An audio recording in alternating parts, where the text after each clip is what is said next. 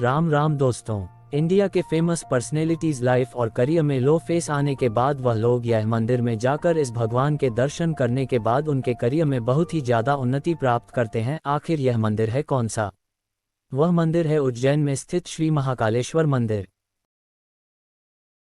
2022 में जब विराट कोहली का खराब वक्त चल रहा था, वह रन अच्छे खासे नहीं बना रहे थे और 2022 के आखिर में वह जब महाकाल के दर्शन करके आने के बाद ही उनका गेम फिर से स्टार्ट हुआ था। और आपने केएल राहुल को भी महाकाल के दर्शन करके आया हुआ पिक्चर आपने देखा होगा। वह अपने लेग इंजरी पर थे और जब उन्होंने महाकाल के दर्शन करके आने के बाद ही उनके फिर से गेम में वापसी हुआ था। और वैसे ही कुलदीप यादव का करियर फिर से स्टार्ट हुआ 2023 में। वह भी जब महाकाल के दर्शन करके आने के बाद ही उनके साथ बैट्समैन सूर्य कुमार यादव भी गए थे। और आजकल घर में रोज चलने वाला सीरियल है अनुपमा सीरियल। वह सीरियल के lead actress Rupali Ganguly latest interview में बताया कि उनको अनुपमा के ऑफर तभी आया था तब वह महाकाल के दर्शन करके बाहर निकले थे, तब उनको फोन कॉल आया था अनुपमा सीरियल का ऑफर के बारे में। और भी बहुत लोग हैं जिनके लाइफ में बदलाव हुआ है जस्ट एकमात्र दर्शन से ही।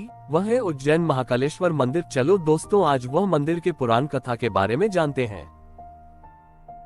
इंडिया के 12 ज्योतिर्लिंग में से तीसरा ज्योतिर्लिंग ही है उज्जैन महाकालेश्वर ज्योतिर्लिंग। यह मंदिर शिप्रा नदी के तट पर है। यह मंदिर को शिखर नहीं था। जब गुप्ता एम्पायर स्टार्ट हुआ, गुप्तों ने यह मंदिर का शिखर बनाया था। यह मंदिर के बारे में हिस्ट्री में एग्जिस्टेंस तो बहुत कम है, पर पुराणों में साफ साफ लिखा हुआ है कि यह शिवलिंग को जगत गुरु ब्रह्मा जी ने स्थापना किया था और यह टेम्पल का जीर्णोद्धार कालिदास ने किया था। चलो यहाँ रोज सुबह 4 बजे होने वाले भस्म आरती की राज के बारे में जानते हैं। शिव पुराण में लिखा है कि अवनति नाम नगरी में वेदप्रिया नाम ब्राह्मण रहता था। वह व्यक्ति अपने बेटे और परिवार के साथ पूजा कर रहा था, तब एक दुष्यंत नाम के असुर ने आक्रमण कर दिया। पर वेदप्रिया और उनके परिवार के लोग उस राक्षस से नहीं डरे और अपनी पूजा को जारी रखा। जब उसके बेटे राक्षस से नहीं डरे, असुर को गुस्सा आया, वह शस्त्र उठाने पर लग गया और तभी भगवान शिव प्रकट हुए और शिव ही वह असुर दुष्यंत को भस्म कर दिया और उसकी राख से अपना श्रृंगार किया। इसी वजह से इस मंदिर का नाम आया महाकाल मंदिर। और भस्म आरती तब से ही की जाती है।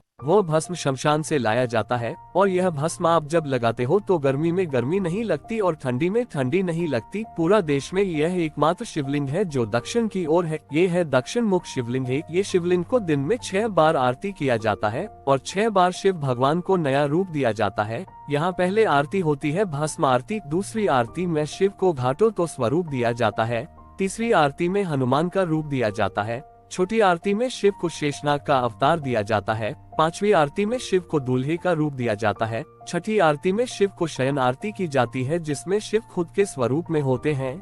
ये है थोड़ी इन्फॉर्मेशन महाकालेश्वर मंदिर के बारे में। ये वीडियो आपको अच्छी लगी हो तो लाइक कर दीजिएगा और ऐसे ही इन्फॉर्मेटिव वीडियो के लिए हमारे चैनल को फॉलो जरूर करें और सब्सक्राइब कर दीजिएगा। कमेंट में जय महाकाल लिख दीजिएगा।